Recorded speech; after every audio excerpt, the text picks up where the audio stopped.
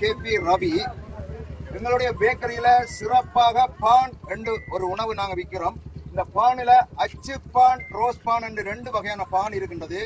இது மீன் குழம்பு, நண்டு குழம்பு, சிக்கன் குழம்பு, பீஃப் குழம்பு, பருப்பு கறி போன்ற உணவுகளுடன் சாப்பிடும் பொழுது மிகவும் சிறப்பாக இருக்கும். அத்தோடு சம்பல் என்ற உணவுடன் சேர்த்து சாப்பிடும்போது மிகவும் சிறப்பாக இருக்கும். அதை விட கொம்புவன் மிகவும் சுவையான ஒரு உணவு.